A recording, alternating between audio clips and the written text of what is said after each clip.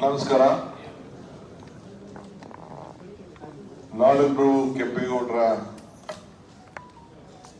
515ನೇ ವರ್ಷದ ಜಯಂತಿ ಪ್ರಯುಕ್ತ ಇವತ್ತು ಎಲ್ಲ ನಮ್ಮ ಸಂಘ ಸಂಸ್ಥೆ ಮುಖಂಡರನ್ನ ಆಹ್ವಾನಿಸಿ ನಾನು ಕೆಎಚ್ ಮುನಿಯಪ್ಪನವರು, ಕೃಷ್ಣ ಬೈರೇಗೌಡರು ನಾವೆಲ್ಲ ಚರ್ಚೆ ಮಾಡಿದ್ದೇವೆ. ಶಾಸಕರಾದಂಥ ವಿಶ್ವನಾಥ್ ಕೂಡ ಭಾಗಿಯಾಗಿದ್ದರು ಮತ್ತು ಎಲ್ಲ ಸುಮಾರು 100ಕ್ಕೂ ಹೆಚ್ಚು ಸಂಘ ಸಂಸ್ಥೆಗಳ ಮುಖಂಡರುಗಳು ಕೂಡ ಪಕ್ಷ, ಜಾತಿ, ಧರ್ಮ ಎಲ್ಲ ದೂರ ಇಟ್ಟು ಇವತ್ತು ಒಕ್ಕಲಿಗರ ಸಂಘದ ಅಧ್ಯಕ್ಷರಾದಿಯಾಗಿ ಎಲ್ಲರೂ ಕೂಡ ಭಾಗಿಯಾಗಿದ್ದರು. 27ನೇ ತಾರೀಕು ಈ ಜಯಂತಿಯನ್ನ ಯಥಾಸ್ಥಿತಿ ಬೆಂಗಳೂರಿನಲ್ಲಿ ಆಚರಣೆ ಮಾಡಬೇಕು ಅಂತೇಳಿ ತೀರ್ಮಾನ ಮಾಡಿದ್ದೇವೆ. ಬೆಂಗಳೂರು ಮೊದಲು ವಿಧಾನಸೌಧದಲ್ಲಿ ಮಾಡ್ತಿತ್ತು, ಸ್ವಲ್ಪ ಜಾಗ ತೊಂದರೆ ಆಗ್ತದೆ ಅಂತೇಳಿ ವಿಧಾನಸೌಧದಲ್ಲಿ ಬೇಡ, ಪ್ಯಾಲೇಸ್ ಅಲ್ಲಿ ಮಾಡಿ, ಇಲ್ಲ ಅಂತಂದ್ರೆ ಸ್ಟೇಡಿಯಂ ಅಲ್ಲಿ ಮಾಡಿ ಅಂತ ಹೇಳಿದ್ದಾರೆ. ಆ ಸ್ಟೇಡಿಯಂದು ಲೀಗಲ್ ಆಕ್ಟಿವಿಟೀಸ್ ನ ಸ್ವಲ್ಪ ನಾನು ಚರ್ಚೆ ಮಾಡಿ ಅಧಿಕಾರಿಗಳ ಹತ್ರ, ಇಲ್ಲ ಸ್ಟೇಡಿಯಂ ಔಟ್ಡೋರ್ ಅಲ್ಲೋ ಇಂಡೋರ್ ಅಲ್ಲೋ 2 ಕಡೆ ಯಾವ್ದಾದ್ರು ಒಂದು ಕಡೆ ಈ ವರ್ಷ 27ನೇ ತಾರೀಕು ಆಚರಣೆ ಮಾಡಲಿಕ್ಕೆ ತೀರ್ಮಾನವನ್ನ ಮಾಡ್ತೇವೆ. ಪ್ರತಿ ವರ್ಷ ಬಂದಂತೆ 6 ಕಡೆಯಿಂದ ಗೋಪುರಗಳು ಬರ್ತದೆ. ಹುಲಿಯೂರ್ದುರ್ಗ, ಮಾಗಡಿ ಅಲ್ಲೂ ಕೂಡ ಅವಕಾಶ ಮಾಡಿಕೊಡ್ತೀವಿ. ಜೊತೆಗೆ ಆವತಿ ಮತ್ತು ಬೆಂಗಳೂರಿನ ಎಲ್ಲ ಕಡೆಯ ಗೋಪುರಗಳಿಂದ ಜ್ಯೋತಿಗಳನ್ನ ತೆಗೆದುಕೊಂಡಪ್ಪ ಒಂದು ಕಾರ್ಯಕ್ರಮ ಕೂಡ ನಾವು ಇಟ್ಕೊಂಡಿದ್ದೇವೆ. ಇದಲ್ಲದೆ ಒಂದು ಬಹಳ ವಿಶೇಷವಾದಂತ ಸುಮಾರು 100ಕ್ಕೂ ಹೆಚ್ಚು ಒಳ್ಳೊಳ್ಳೆ ಸಲಹೆಗಳನ್ನು ನಮ್ಮೆಲ್ಲ ನಾಯಕರುಗಳೆಲ್ಲ ಕೊಟ್ಟಿದ್ದಾರೆ. ಅವರೆಲ್ಲ ಪರಿಶೀಲನೆ ಮಾಡ್ತಾ ಇದ್ದೀನಿ. ನಮ್ಮ ಮುಖಂಡಗಳ ಹತ್ರ ಮತ್ತು ಅಧಿಕಾರಿಗಳ ಹತ್ರ ಚರ್ಚೆ ಮಾಡ್ತೀನಿ. 3 ಪ್ರಮುಖವಾದಂತ ತೀರ್ಮಾನವನ್ನ ತೆಗೆದುಕೊಂಡಿದ್ದೇವೆ. ಈಗಾಗಲೇ ನಮ್ಮ ಕೆಎಚ್ ಮುನಿಯಪ್ಪನವರು ಒತ್ತಡದ ಮೇರೆಗೆ ನಾವು ಅವರ ಕ್ಷೇತ್ರದಲ್ಲಿ ಕೆಂಪೇಗೌಡರ ಜನ್ಮಸ್ಥಳದಲ್ಲಿ 10 ಎಕರೆ ಕಳೆದ ಇದರಲ್ಲಿ ಮಂಜೂರಾತಿಗೆ ಎಲ್ಲ ವ್ಯವಸ್ಥೆ ಆಗಿದೆ. ಅಲ್ಲಿ ನಾನು ಸತಿ ಸ್ಪಾಟ್ ವಿಸಿಟ್ ಸದ್ಯಕ್ಕೆ ನಾನು ಮಾಡ್ತೇನೆ. ಅಲ್ಲಿ ಅಭಿವೃದ್ಧಿ ಆಗಬೇಕು ಅನ್ನೋದು ಕೂಡ ಒಂದು ಅವ್ರದ್ದು ಬಹಳ ಒತ್ತಡ ಇದೆ, ಹಣ ಬಿಡುಗಡೆ ಮಾಡಬೇಕು ಅಂತ. ಸದ್ಯದಲ್ಲಿ ಅದು ಒಂದು ತೀರ್ಮಾನ ಮಾಡ್ತೇನೆ. ಜೊತೆಗೆ 5 ಎಕರೆ ನಮ್ಮ ಸುಮ್ಮನಹಳ್ಳಿಲಿ, ಅಲ್ಲಿ ಮಾಗಡಿ ರೋಡಲ್ಲಿ ಹೋಗ್ಬೇಕಾದ್ರೆ ಲೆಫ್ಟ್ ಸೈಡ್ ಅಲ್ಲೇ ಮೇನ್ ರೋಡಲ್ಲೇ ರಿಂಗ್ ರೋಡಲ್ಲೇ 5 ಎಕರೆ ಈಗಾಗಲೇ ಮಂಜೂರಾತಿಯನ್ನ ನಾವು ಮಾಡಿಸಿದ್ದೇವೆ.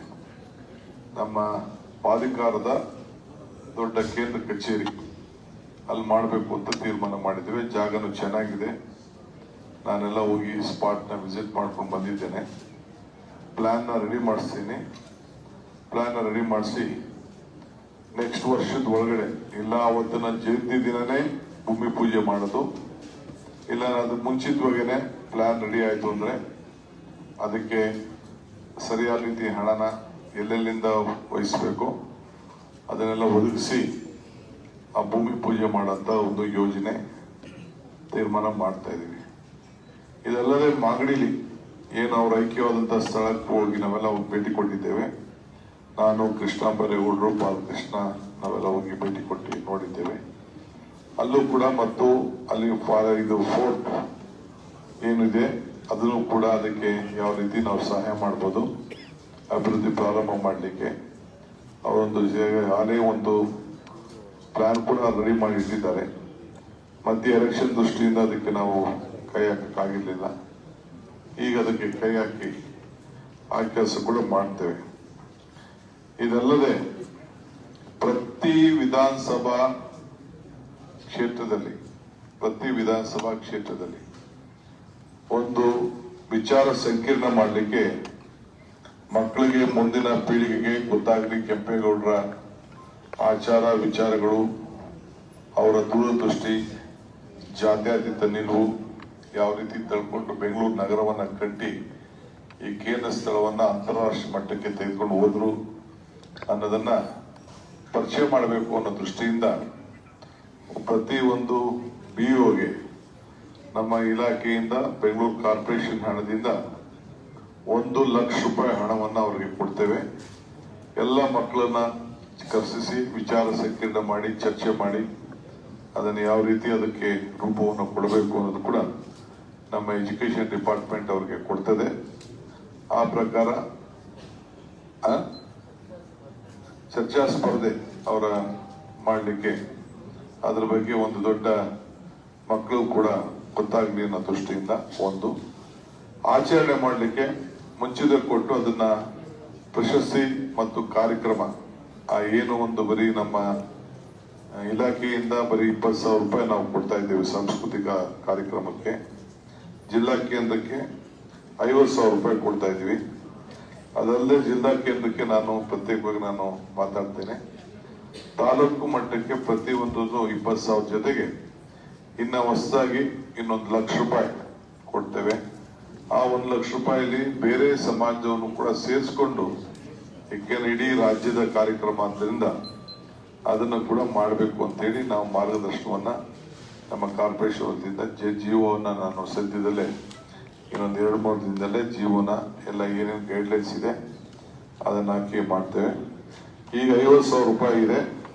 50,000 ರೂಪಾಯಿ ಹೆಡ್ ಕ್ವಾರ್ಟರ್ಸ್ ಅಲ್ಲಿ ಇದೆ, ನಮ್ಮ ತಾಲೂಕು ಹೆಡ್ ಕ್ವಾರ್ಟರ್ಸ್ ಅಲ್ಲಿ. ಅದ್ರ ಜೊತೆಗೆ ಜಾಸ್ತಿ ಇನ್ನು ಎಷ್ಟು ಮಾಡ್ಬೋದು ಅನ್ನೋದು ಕೂಡ ಆ ಜಿಒಲ್ಲಿ ನಾನು ನಮ್ಮ ಫೈನಾನ್ಷಿಯಲ್ ಪರಿಸ್ಥಿತಿನ ಕೇಳಿಕೊಂಡು ನಾನು ಅದನ್ನ ಹೆಡ್ ಕ್ವಾರ್ಟರ್ಸ್ ಅಲ್ಲೂ ಕೂಡ ತೀರ್ಮಾನವನ್ನ ಮಾಡ್ತೇವೆ. ಇಷ್ಟು ಪ್ರಮುಖವಾದಂತ ತೀರ್ಮಾನವನ್ನ ಮಾಡಿದ್ದೇವೆ. ಈಗ 3 ಗಂಟೆಗೆ ಒಕ್ಕಲಿಗ ಸಂಘದಲ್ಲಿ ನಾನು ಒಕ್ಕಲಿಗ ಸಂಘದ ಅಧ್ಯಕ್ಷರಿಗೆ ರಿಕ್ವೆಸ್ಟ್ ಮಾಡ್ಕೊಂಡಿದ್ದೇನೆ. ಎಲ್ಲಾ ಸಮಾಜವನ್ನು ಕರೆದು 3 ಗಂಟೆಗೆ 27ನೇ ತಾರೀಕು ಕಾರ್ಯಕ್ರಮ ಯಾವ ರೀತಿ ನೀವು ರೂಪಿಸಬೇಕು ಅಂತೇಳಿ ಎಲ್ಲ ಮಾತಾಡಿ ಅಂತ. ಈ ಮಧ್ಯದಲ್ಲಿ ಬಹಳ ಏನೇನು ನಂಗೆ ಸಲಹೆ ಕೊಟ್ಟಿದ್ದಾರೆ ಅದನ್ನೆಲ್ಲ ನಾನು ರೆಕಾರ್ಡ್ ಮಾಡ್ಕೊಂಡಿದ್ದೀನಿ. ಏನೇನು ಎಲ್ಲ ಸಲಹೆಗಳು ಕೂಡ ಕೆಲವು ಬಹಳ ನಮಗೆ ಜ್ಞಾನವನ್ನು ಉಂಟು ಮಾಡೋಂಥದ್ದು, ವಿಚಾರವನ್ನ ಚರ್ಚೆ ಮಾಡಬೇಕಾದಂಥದ್ದೆಲ್ಲ ಕೊಟ್ಟಿದ್ದಾರೆ. ನಮ್ಮ ಇಲಾಖೆ ಅಧಿಕಾರಿಗಳು ಕೂಡ ಬರ್ಕೊಂಡಿದ್ದಾರೆ, ನಾನು ನೋಟ್ ಮಾಡ್ಕೊಂಡಿದ್ದೇನೆ. ಯಾವ್ದಾದ್ರು ಅನುಷ್ಠಾನಕ್ಕೆ ತರಲಿಕ್ಕೆ ಸಾಧ್ಯ, ಪ್ರಾಕ್ಟಿಕಲ್ ಆಗಿ ಯಾವ್ದು ಅವಕಾಶ ಇದೆ. ಸಲಹೆ ಕೊಡೋದು ಬಹಳ ಸಿಂಪಲ್, ಬಹಳ ಸುಲಭ. ಕಾರ್ಯರೂಪಕ್ಕೆ ತರೋದು ಬಹಳ ಕಷ್ಟ. ಸಂಘಟನೆ ಮಾಡೋದು ಅಷ್ಟು ಸುಲಭ ಅಲ್ಲ. ಸಲಹೆ ಬೇಕಾದಷ್ಟು 1,000 ಜನ ಸೇರ್ಬೇಕು, 1,000 ಜನ ಸೇರ್ಬೇಕು, ದಸರಾ ಆಚರಣೆ ಮಾಡಬೇಕು ಅಂತ ಹೇಳ್ತಾರೆ. ದಸರಾ ಅಂದ್ರೆ ಎಲ್ಲ ದಸರಾ ಇರೋದು ಒಂದೇ ದಸರಾ ಬೆಂಗಳೂರಲ್ಲಿ, ಮೈಸೂರಲ್ಲಿ. ಎಲ್ಲ ಕಡೆನೂ ದಸರಾ ಮಾಡೋಕ್ಕಾಗಲ್ಲ. ಆದ್ರೆ ಅದ್ರ ಒಂದು ಮೌಖಿಕವಾಗಿ ನಾವು ತಯಾರು ಮಾಡಲಿಕ್ಕೆ ಒಂದು ಪ್ರಯತ್ನವನ್ನ ಮಾಡ್ಬೋದು. ನೋಡೋಣ ನಮ್ಮ ಕೈಲಿ ಎಷ್ಟು ಮಟ್ಟಕ್ಕೆ ಸಕ್ಸಸ್ ಆಗ್ತದೋ ಅದನ್ನೆಲ್ಲ ಮಾಡೋಣ. ಕೆಂಪೇಗೌಡರಿಗೆ ಇನ್ನೊಂದು ಎಲ್ಲರಿಗೂ ಸಂದೇಶ ಕೊಟ್ಟಿದ್ದೇನೆ. ನೀವು ಬರೀ ಒಂದು ಜಾತಿ ಒಂದು ವರ್ಗಕ್ಕೆ ಮಾತ್ರ ಸೀಮಿತ ಇಡಬೇಡಿ. ಕೆಂಪೇಗೌಡರನ್ನ ಜಾತ್ಯತೀತ ತತ್ವಕ್ಕೆ ತೆಗೆದುಕೊಂಡು ಹೋಗುವಂತ ಕೆಲಸ ನಾವೆಲ್ಲ ಸೇರಿ ಮಾಡಬೇಕಾಗಿದೆ. ನಾನು ಇಲ್ಲಿ ಸಮಾಜಕ್ಕೆ ಸೇರಿರ್ಬೋದು, ಉಪಮುಖ್ಯಮಂತ್ರಿ ಆಗಿರ್ಬೋದು, ಅಲ್ಟಿಮೇಟ್ಲಿ ಎಲ್ಲ ವರ್ಗಕ್ಕೂ ಸೇರಿದಂತ ಒಬ್ಬ ನಾಯಕರವರು. ಅದನ್ನ ನಾವು ಗಮನದಲ್ಲಿ ಇಟ್ಕೊಂಡು ಅವ್ರ ಬಗ್ಗೆ ಹೆಚ್ಚಿಗೆ ನಾವು ಈ ಆಚರಣೆಗೆ ಒಂದು ಬೆಂಬಲ ಸಿಗೋ ರೀತಿಯಲ್ಲಿ ನಾವು ಮಾಡ್ಕೊಂಡು ಹೋಗ್ಬೇಕು ಅಂತೇಳಿ ಎಲ್ಲಾ ಮುಖಂಡರಲ್ಲೂ ಕೂಡ ನಾನು ಸಾರ್ವಜನಿಕರಲ್ಲಿ ನಾನು ಮನವಿ ಮಾಡ್ತಾ ಇದ್ದೀನಿ. ಎಲ್ಲರಿಗೂ ನಮಸ್ಕಾರ. ಲಿಖಿತ ಮಾಧ್ಯಮದಲ್ಲಿ ಏನಾದ್ರು ಒಂದು ಪ್ರಶ್ನೆ ಇದ್ರೆ ಕೇಳಿ, ಬೇರೆ ಕೆಲವು ಅನೌನ್ಸ್ಮೆಂಟ್ ನಿಧಾನ ನಿಮ್ಮ ಹತ್ರ ಮಾತಾಡ್ತೀನಿ. ಪ್ರಾಧಿಕಾರದಿಂದ ಬೇರೆ ಬೇರೆ ಅಭಿವೃದ್ಧಿ ಕಾರ್ಯಕ್ರಮಗಳಿಗೆ ಅನುದಾನ ಹೆಚ್ಚಿಗೆ ಕೊಡಬೇಕು ಅಂತ ಡಿಮ್ಯಾಂಡ್ ಇತ್ತು. ಅದ್ರ ಬಗ್ಗೆ ಚರ್ಚೆ ಹೇಳಿ. ಕೆಂಪೇಗೌಡ ಪ್ರಾಧಿಕಾರದಿಂದ ಬೇರೆ ಬೇರೆ ಅಂದ್ರೆ ಸಮುದಾಯಗಳ ಅಭಿವೃದ್ಧಿಗೆ ಹೆಚ್ಚಿನ ಅನುದಾನ ಕೊಡಬೇಕು, ಬೇರೆ ಬೇರೆ ಸ್ಕೀಮ್ ರೂಪಿಸಬೇಕು ಅಂತ ಪ್ರಪೋಸಲ್ ಇತ್ತು. ಅದೆಲ್ಲಿ ಬಂತು ಸರ್? ಅದು ನೀವು ಹೇಳಿದ್ರೆ ನನಗೆ ಅರ್ಥ ಆಗ್ತಾ ಇಲ್ಲ ಸರ್. ಕೆಂಪೇಗೌಡ ಪ್ರಾಧಿಕಾರದಿಂದ ಸಮುದಾಯದ ಒಕ್ಕಲಿಗ ಸಮುದಾಯ ಇರ್ಬೋದು, ಸಮುದಾಯದ ಅಭಿವೃದ್ಧಿಗೆ ಬೇರೆ ಬೇರೆ ಯೋಜನೆಗಳು ರೂಪಿಸಿ ಅಂತ ಹಿಂದಿನ ಹಲವು ಸಲಹೆ ಸೂಚನೆಗಳು ಬಂದಿತ್ತು. ಮತ್ತೆ ಹೆಚ್ಚಿನ ಅನುದಾನವನ್ನು ಡಿಮ್ಯಾಂಡ್ ಮಾಡಿದ್ರು. ಕೆಂಪೇಗೌಡ ಅಭಿವೃದ್ಧಿ ನಿಗಮ ಏನಿದೆ ಅದಕ್ಕೆ ಗೌರ್ಮೆಂಟ್ ಬಜೆಟ್ ಇದೆ. ಅವರು ಯಾವ ರೀತಿ 36 ಕೋಟಿನೋ 40 ಕೋಟಿನೋ ಏನೋ ಇದೆ, ಅದನ್ನ ಅವ್ರೇನೋ ತೀರ್ಮಾನ ಮಾಡ್ತಾರೆ. ಈಗ ನಾನು ಅದಕ್ಕೆ ಇಂಟರ್ಫಿಯರ್ ಮಾಡಕ್ ಹೋಗಲ್ಲ. ಈ ಸದ್ಯಕ್ಕೆ ಇವತ್ತೇನು ಮಾತಾಡಕ್ ಹೋಗಲ್ಲ. ಅದು ಸಮಾಜದ ಜನಾಂಗಕ್ಕೆ ಒಂದೊಂದು ಬ್ರಾಹ್ಮಣರ ಸಮಾಜ ಇದೆ, ವೀರಶೈವ ಸಮಾಜ ಇದೆ, ಬೋವಿ ಸಮಾಜ ಇದೆ, ಅದಕ್ಕೇನೋ ಬೇರೆ ಇದೆ. ಇದು ಪ್ಯೂರ್ಲಿ ನಾವು ಇದನ್ನ ಆಚರಣೆ, ಅವರ ಜಯಂತಿ ಆಚರಣೆ ಪ್ರಯುಕ್ತ ಹೆಂಗೆ ಅವ್ರನ್ನ ನಾವು ಅವ್ರಿಗೆ ಗೌರವನ ಸಲ್ಲಿಸಬೇಕು, ಅಷ್ಟು ಮಾತ್ರ ನಾವು ಯೋಚನೆ ಮಾಡ್ತೀವಿ. ಸರ್, ಕಳೆದ ಬಾರಿ ಕೆಲವು ಸರ್ಕಾರಿ ಕಚೇರಿಗಳಲ್ಲೇ ಆಚರಣೆಗೆ ಸ್ವಲ್ಪ ಹಿನ್ನಡೆ ಆಯಿತು ಸರ್. ಈ ಬಾರಿ ಏನಾದರೂ ಅದಕ್ಕೆ ನಾವು ಮುಂಜಾಗ್ರತೆಗೆ ಮುಂದಕ್ಕೆ ಒಂದು ಟೈಮ್ ಲೈನ್ ಸೆಟ್ ಮಾಡ್ತಾ ಇದೀವಿ. ಫೈನಾನ್ಷಿಯಲ್ ಸ್ಟ್ರೆಂತ್ ಜಾಸ್ತಿ ಕ್ರಿಯೇಟ್ ಮಾಡ್ತಾ ಇದ್ವಿ. ಸರ್, ಪ್ರತಿ ವರ್ಷ ಒಂದು 20,000 ಕೊಡ್ತಿದ್ರು, 20,000ಕ್ಕೆ ಏನ್ ಮಾಡ್ತಾರೆ ಪಾಪ ಅವರು. ಸರ್, ಪ್ರತಿ ವರ್ಷ ಯಾವುದೇ ಸರ್ಕಾರ ಇಲ್ಲ, ಆಚರಣೆ ಇನ್ನು ಮುಂದಾಗ್ತಾ ಇರುತ್ತೆ. ಅದೇ ಒಂದು ಫಿಕ್ಸೆಡ್ ಕ್ಯಾಲೆಂಡರ್ ಬರಂಗಾದ್ರಿಗಿನ ಪ್ರತಿ ವರ್ಷ ಆಚರಣೆ ಇಲ್ಲದೆ ಇರಕ್ಕೆ ಸಾಧ್ಯ ಆಗ್ತದೆ. ಅದನ್ನ ಸಲಹೆ ಕೊಟ್ಟಿದ್ದಾರೆ, ಯೋಚನೆ ಮಾಡ್ತಾ ಇದ್ವಿ.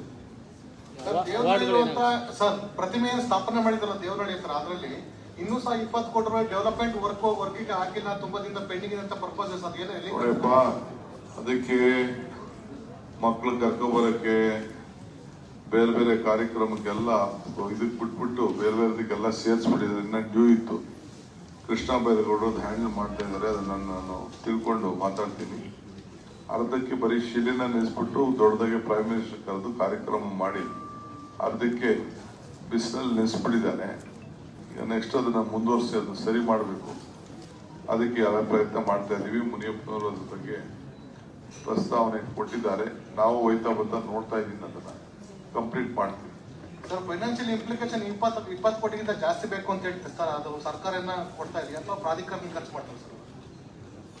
ಕೃಷ್ಣ ಬೈರೇಗೌಡ ಹತ್ರ ಮಾತಾಡಿ.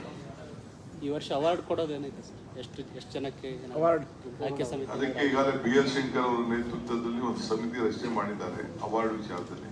ಅವರು ಅದನ್ನು ನೋಡ್ತಾರೆ.